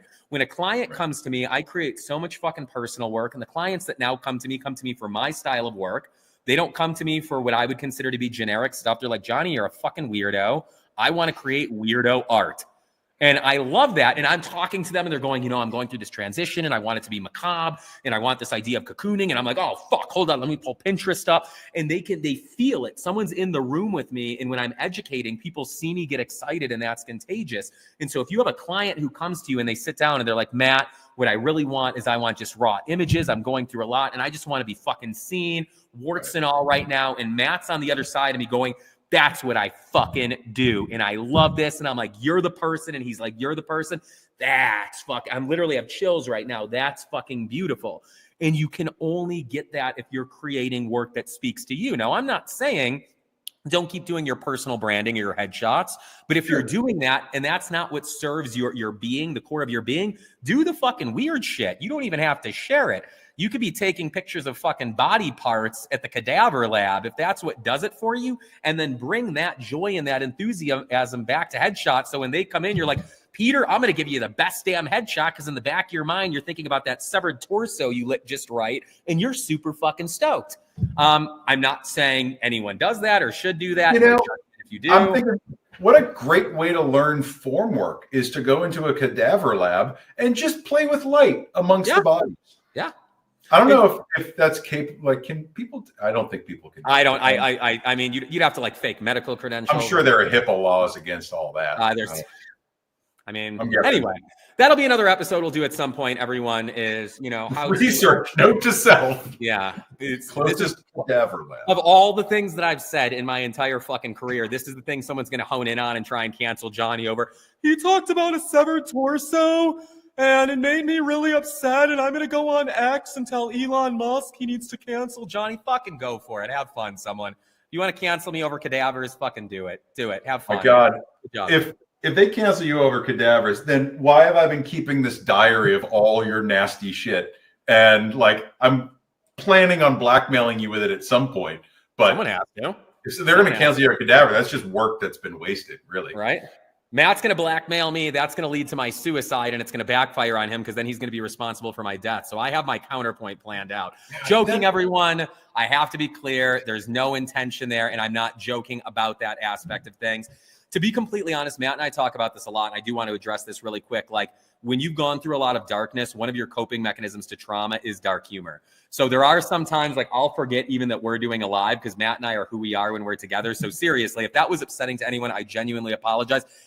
There was no intention of it being that way. I have to laugh at my own experiences. I have to laugh at the things that I was fucking involved in because that allows me to just continue on in this fucking world. So yeah, that's just my little asterisk caveat to that. Because I'm sure that didn't sit well with someone. But I feel like, I'll put up a banner that just says trigger warning. I just need a tattoo on my forehead that says trigger warning so that I could just do this.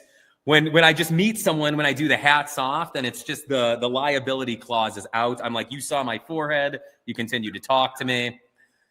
You're a walking trigger warning. That's fantastic. That's going to be the title of my memoir, Trigger Warning.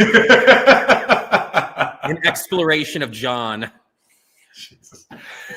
And you bring up a good thing. We were talking about this earlier, so to break the fourth wall here, Johnny and I were talking earlier this afternoon about something completely different. And we had been talking about some of this stuff in cancel culture and wokeness and always saying the right thing. And, it's the opinion that it gets exhausting. And that doesn't mean that we're trying to be shitty people or say the wrong thing or piss someone off, out of spite or just because we get a kick out of it. But sometimes it just gets exhausting to be vigilant about what you say all the time.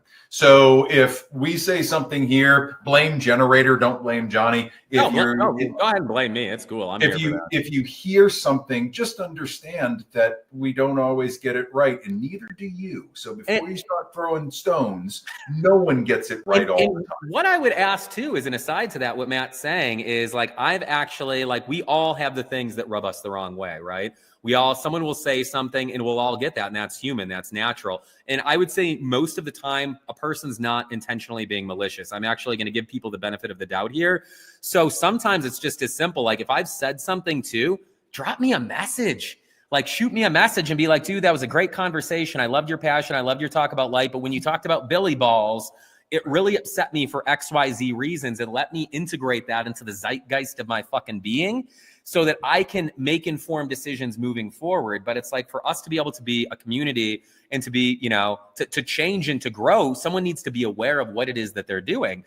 And that's a beautiful fucking thing. I've had to mention that to some friends recently about things that they fucking have said. And I'm like, yo, like I have thick fucking skin, like rhino skin. And that shit got under me like a parasite.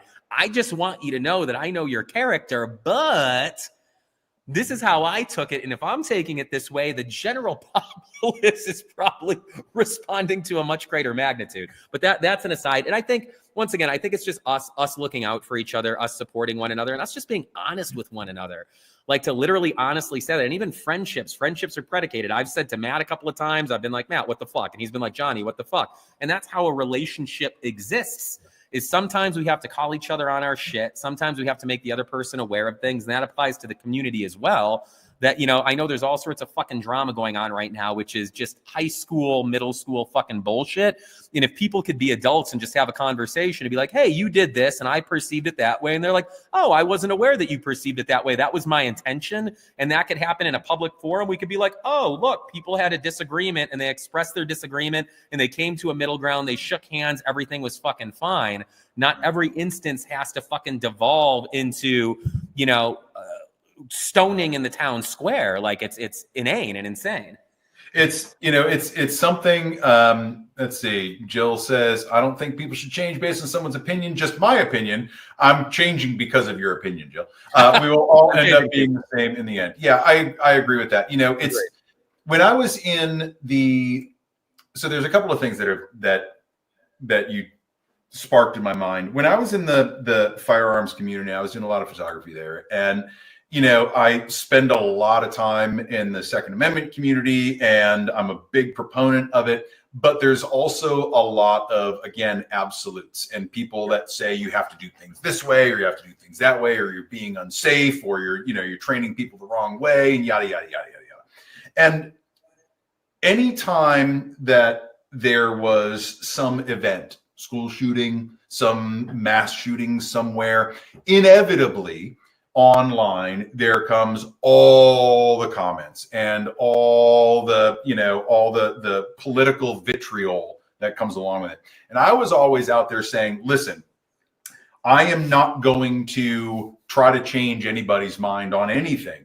What I will do is have a civil discussion from the opposite side to where you sit, and maybe you can understand the position a little bit more. And it's not defending anybody. It's not anything other than having, listen, I will put aside all of my emotion and just have a frank discussion like we should be able to about firearms or race or gender or anything. We should be able to have that conversation face to face like adults without devolving into screaming or cursing or straw man arguments or gaslighting or anything like that. And what I'm seeing in the photography industry is something very similar. If you're not doing this, then you're a piece of shit. And I'm going to call it out on Facebook. If you're not shooting this way, or if you're not treating your clients this way, then you're not doing it right.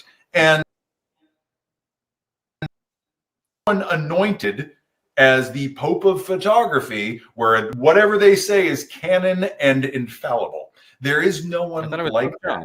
So I think what we've lost, or what we've gained, and it's probably not even a positive gain, is the ability to blast someone from a safe distance and a little bit of anonymity. We can say whatever we want because there are no immediate repercussions. I'm a big fan of everybody has something to say until they get punched in the face, right? So I'm a big fan of solving differences face to face, not condoning violence. But what I'm saying is, like, you act differently when someone's in front of you than when you're back saying, well, you know what I should have said to that asshole, or I'm going to cancel him online right now. We've lost the art of debate and discussion and being okay with disagreement. And just because it's not your opinion doesn't make it wrong. So I'm seeing a lot of that start to grow in this industry, and I want absolutely no part of it. But I also will never shy away from it. And so, you know, one thing came up recently locally where there was a gentleman who owns a motel nearby, and he is not a creative. And he lives kind of on a shoestring budget. He's managing a motel in Western Maine. And so he and I have been talking a while back, and I said, you know, you should use some mid stuff for your promos, right? Take a picture, but if you don't want to hire me, like, use AI. Just talk about something, bring something up, right? But just start talking to your customers. And so he goes and does this, and he's putting together a meeting of networking meeting, and he used an AI generated photo, and it was kind of cool. I knew it was AI immediately. It looked like an illustration, but It's what it was, right? Yeah. And so there was someone, a young guy who just likes to keyboard warrior, jumped in and was just lighting this guy up for using AI and not hiring someone local. This guy isn't a creative at all. He just likes to argue politics. Yeah. And so I jumped right in there and I invited him to my studio and I said, why don't you come on down? We'll have a discussion about AI. You can say all this stuff. And backed off. And he backed off.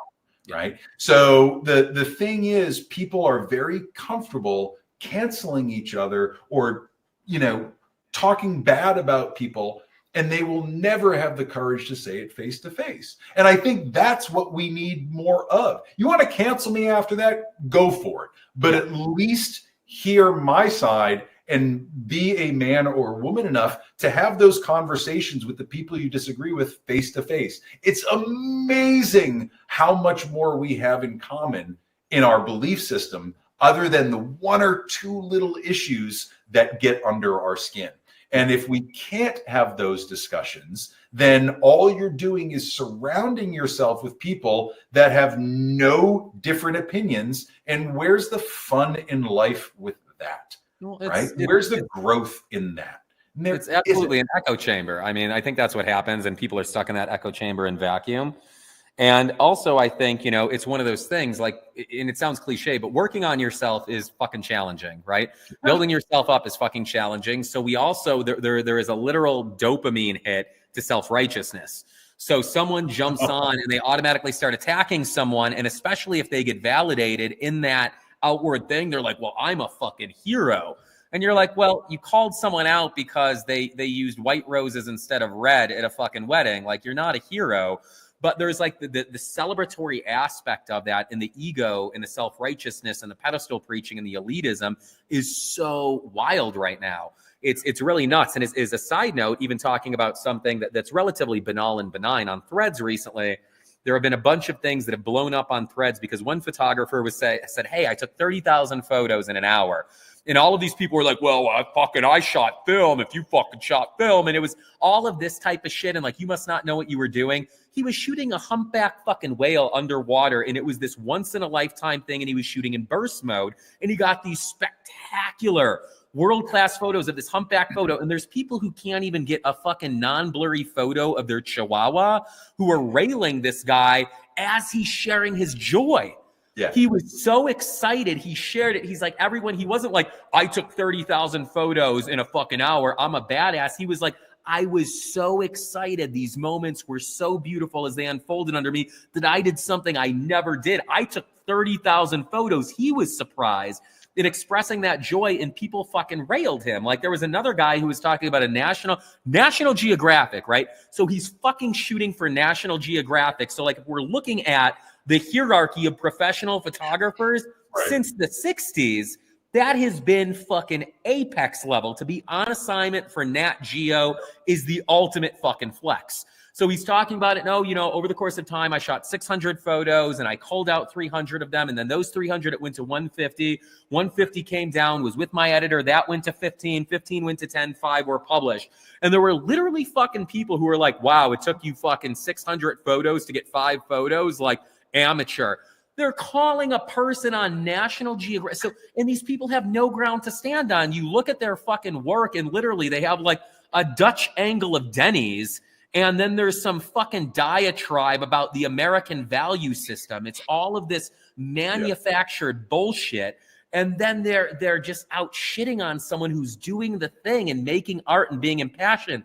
In today's society, in these online communities, the better you get, the more passionate you are, the more fucking real you are, the more people want to take you down a fucking peg. So as before, there might have been a tendency to do that, but it was lauding and it was aspirational. Now, instead of going like, wow, I want to be that person, it's like, oh, I want to fucking crush that person. Oh man, you know what I just saw in their photo? Yeah, that monkey was blinking. That fucking chimpanzee, there's only 2 of them in the world, but one of his eyes was closed in that photo, you piece of shit. How did you not get both eyes in focus of Charlie the chimp? It's fucking madness. And so I vacillate back and forth between smiling and nodding, or I get super passive aggressive. and write this psychotherapeutic fucking deconstruction of the person's psyche and send, and then I get to feel self-righteous. I'm like, I want some of that dopamine too.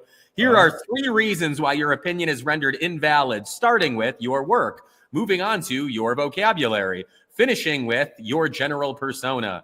And so it's just, where I'm going is I couldn't agree more. And I just had, it's a silly fucking comparison, but there's a Simpsons episode. And yes, I still watch fucking cartoons, everyone.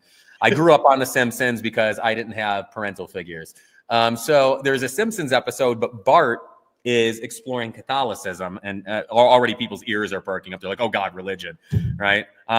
It's Catholicism, and then family's Christian. And so Marge, mom, is really concerned about him exploring the Catholic faith. And the priest is arguing with the reverend, and all of this is happening. And Bart just has this poignant moment where he's like, you know, why are we basically like, why are we arguing about all these stupid little things that differentiate us instead of focusing on all the stupid big things that bind us together? And so there's just this aspect of like, you take away borders, you take away hierarchy, you take away ideology, you take away religion. We're all, look at this in the middle. I was just censored, people. I'm going to keep talking. You cannot silence my voice. My camera literally died, but I am going to fucking keep going here. But this aspect of like, we are so bound together. We all live. We all fucking die. We're all temporarily on this planet. None of us knows what the fuck is going on. We're in an infinite universe, in this existential abyss. We all struggle. We all pain. We all fucking bleed. We all want freedom. We all want safety. We all want family. We all want fucking love. Like, we are all one and the fucking same, and we just create infinite reasons to divide us, infinite, inconsequential bullshit so that we can hate the person fucking next to us, and it's awful. And so to see that in a creative community, we're all so fucking lucky. We're professional fucking artists. Like, we have clean water to drink, number one. Fuck. We have heat, we have beds, but I mean, we get to spend our lives creating art, and then we're all like, well, thank you. I just need Monty Python my mouth right there. But fucking, we're all so fucking similar. And then like, we all have the audacity for me to get on and be like, oh, Matt, like, you didn't fucking Photoshop that work. I can see someone's birthmark. You fucking suck. Like, what in the actual fuck is going on in society and in this world where we are so fueled by hatred and by dissonance and by fucking distance? Just take a fucking chill pill, drink, smoke weed, do yoga, bodybuild, fucking whatever you need to do. Cut down a goddamn tree, plant a tree. I don't give a shit. But take a fucking breath, reflect on how fortunate and lucky you are, and reach across whatever the respective aisle is and be like, we're fucking together right now, and soon enough, we're not going to fucking exist, and the world's not going to remember us. So maybe we should enjoy our fucking life and enjoy other people enjoying their lives and just cut the idiotic fucking bullshit. Anyway, I'm going to get another battery for my camera while everyone stares at this lovely photo of me that Matt took, which is eerily similar to my current setup in some ways. That's actually a perfect move, Matt. Good job. Well, you're a one-trick pony. I really am. I only know how to do one thing, and I don't do it very well. So while Johnny is getting a battery because he's so ill-prepared to talk for an hour and 45 minutes on one battery, let's just kind of talk for a real quick second again while he gets that set up. November 2nd and 3rd in Pennsylvania, you are going to be at Iron Ore Studios, 30,000 square feet of pure photographic. Get a little bit verbose about that. I think it's an opportunity to work with Johnny, to see an incredible studio, to really hone in on what it is that lights you up and makes you feel good, learning strobes, natural light, constant light, mixing them all together. Nanlite is sending a truckload of gear. We've got backdrops coming from Canada. We've got people coming from all over the place. It's really just an opportunity. Having been at Iron Ore about a month ago for a free event put on by Viltrox and Johnny and Pratik and Nikki and Rusty, and everyone was there. It was a phenomenal event. And I was just like, man, I can't wait to come back. And then when this workshop came up, I knew that it was something that I wasn't going to miss. So I'll be there as well, helping with a little bit of production, doing a little bit of modeling, and just generally kind of running around and keeping Johnny caffeinated. So what it appears to be is we are going to see how this all looks as Johnny really does work his magic on lighting. And we'll see how you back, dude, because I'm running out of things to say. No, that was wonderful. I was hearing it. Matt's my official spokesperson. No, I think, if it's one thing, I talk about a few different people that I hold in the highest regard in terms of educators, right? I've got Sue Bryce has taught me pretty much everything I know about business and self-value, and it's been wonderful. Parker Pfister has taught me the ability to look at the world like a child and just continue to play with photography. And it comes back to some of the conversation we were having earlier tonight about just using a flashlight and the gear that you have, right? Yeah. Seeing what that guy is able to produce with a little Ricoh point and shoot just fascinates me, blows my mind every time. And then I think from the standpoint of learning from you, your approach to mixing all of these elements of lighting technique, of artistic expression, of human connection, and really just putting it all into a package that anybody can access. Because I've seen really advanced photographers and I've seen people that have not even known the functions of their camera come into your workshop, and everybody's producing ridiculous work, not because you set the stuff up for them, but because you teach them how to actually do it. Yeah. So, for anybody that happens to be watching this, whether it's live or on the replay, which will be coming out, please do yourself a favor and at least consider making the trip to Pennsylvania. There is no more beautiful country out there than Lancaster County. It smells like chicken shit sometimes, but it is what it is. It's farmland. But fact of the matter is, it's an unbelievable place to go. I was really surprised. I wasn't expecting what I walked into, and I just cannot wait to go back. It's only a couple of weeks away, and I cannot wait to be there. I am with you 110%. And Matt summed it up nicely. And I will say, the environmental aspect is a big deal to me. The countryside there is beautiful. Like I had mentioned before, Matt was talking about it. Hey, there it is. That's what's up. I'm just getting hyped. But yeah, even it's something as simple, everyone, as the food. The food is fucking amazing. When everywhere we went to eat was phenomenal. I had every meal you could possibly imagine, and I didn't have anything bad. So much of the food comes from farms right around the area. For you hipsters out there, I'm wearing skinny jeans right now. We're one and the same. Farm to table fucking freshness, supporting local farms. So even if you just believe in small American farming, come to this fucking workshop. You're not going to regret it. But literally, it's going to be so much fun. And I think that's the biggest thing for me is there is so much divisiveness and craziness. And what's really beautiful is at these workshops, we sort of get a bubble, right? We get this microcosm. And I've never had to kick someone out of the workshop. There have been a couple of people who showed up from, places where there is just generally a different attitude, like Boston or Jersey or the Chicago where I'm from, and they have a fucking attitude, but they're not in a bad mood. It's just a different fucking way of existing. But overall, I think we get this really beautiful bubble and microcosm because we all come together and everyone's excited to be there and we're creating amazing art and we're in a great space and it's insular in a really beautiful way. And we get to step away from families and mortgages and business and marketing and kids and fucking, partners and politics and economics and all of these things that are just being drilled into our fucking minds 24/7. And we just get to exist as human beings, as individuals, as artists, both singularly and in the context of a really beautiful, fucking awesome community. And I loathe to use the word family because my family fucking sucks. My biological family, but my chosen family, the family I get to spend time with, is fucking amazing. And so we just get to be together and we fucking laugh and we cry and we scream and we share our fucking fears and we share our fucking triumphs. And it's just this beautiful level of camaraderie that is really missing in today's society. And I'm not saying this in a lofty way, and that's certainly not just me.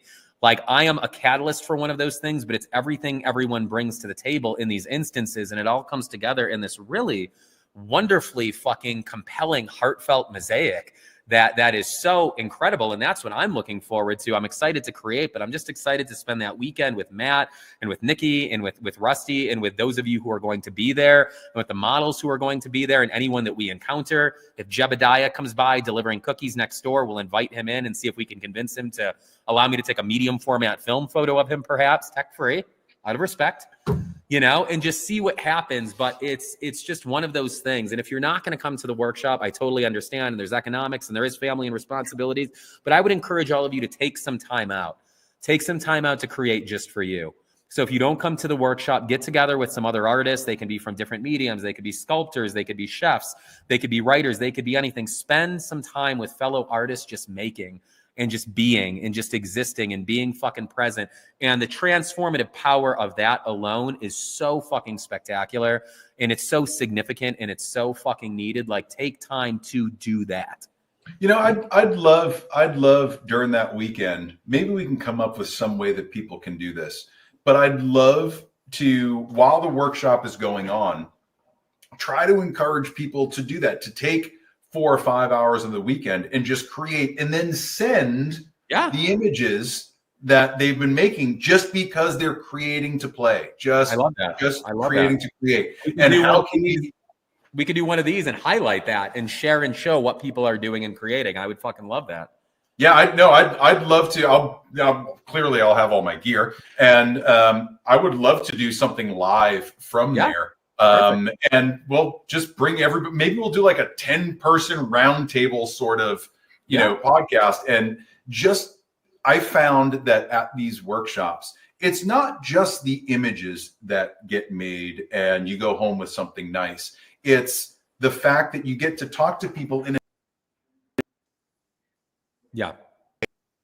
developing an artistic bond with somebody, and you start to feel their energy, and then you start to talk about different things, and it might be politics, it might be the state of cornbread in Wyoming. I have no idea what people are going to talk about, but they find this common ground because we're all there for the same reason, which is just to explore ourselves and learn and create. And I always find that the people that get the least out of the workshops are the ones that show up with some preconceived notion of what it's supposed to be. Like, you said we were going to have all these models and I was going to get portfolio shots and blah, blah, blah, blah, blah, blah, blah, blah, blah.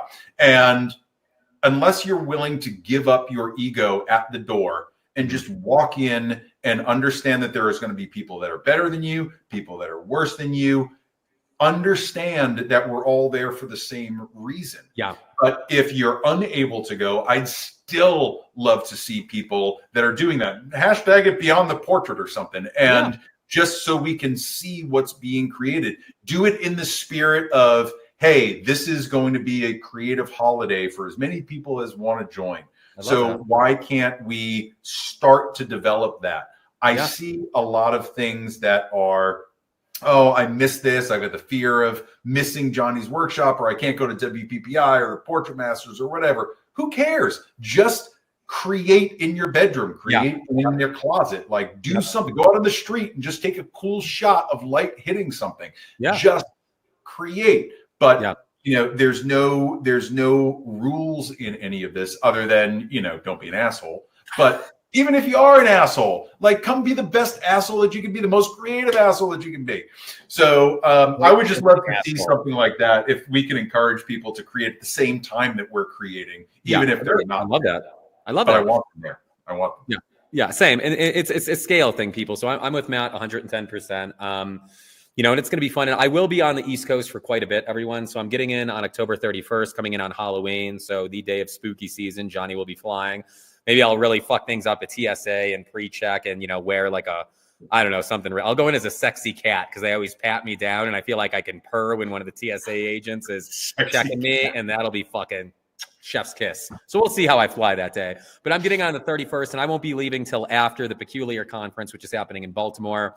I'm attending that and teaching there. So also, if you're in that area, you know, even one night, if you can't come to the conference, but you happen to be in vicinity, drop me or Matt a note and maybe we can all go out for dinner or have a drink together or fucking whatever that might be. Just the idea of connection. So like create and connect, whatever the context is, wherever you're at, whatever your limitations are, do your best to work around those, make some fucking art and make some connections with yourself and with those around you, those that are important to you. And that's really the crux of fucking all of this. I think that's the crux of humanity. I don't necessarily know that there is a purpose for us to be here, but the purpose I've defined for myself is to connect with people, is to love on people, is to be loved by people, and is to make as much fucking art as possible. And that's what I'm doing with however many days I have here. You know, it'd be better if you shot in color. Like, so I'm just saying, like, the black and white thing just doesn't work. I don't think it's the right thing to do. I think you should shoot in color. See, what I like about the black and white though is it's like you can't tell that I'm not wearing a shirt underneath because the high contrast. So at some point I was actually just gonna show back up when I came back on after the battery and just be fucking nude and just sit down and see what it was. You're your own test pattern. You know that? You're wearing an Ed Hardy shirt, bro? I'm like, no, that's my skin actually. This is affliction, Johnny. Yeah, you better be there at Beyond the Portrait. If you're not a pansy, you'll be there and you'll make art with the best of them. Oh, yeah. Woo! All right. So before I start getting into Ric Flair impressions, we've been doing this for 2 hours. I'm going to go. I'm going to leave. Thank you. I am highly dehydrated right now. Yeah, you and me both. And I ran out of Fresca, right? The man's drink, Fresca. Yeah.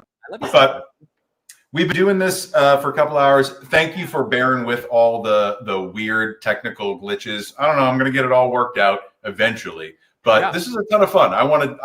I just, not even with you, I just want to be doing more lives. I had a blast doing this tonight. So hopefully you guys will watch again soon, and I'll make sure that I send out some link somewhere. But again, JohnnyEdward.com. Check out Beyond the Portrait. It is coming up November 2nd and 3rd down in Pennsylvania at Iron Ore Studio. Come on down. It's going to be a gang of fun. And we'll see you there. But so thanks, Johnny. I will talk to you soon, brother. And it was a pleasure, my friend. Have a great night. Later, y'all.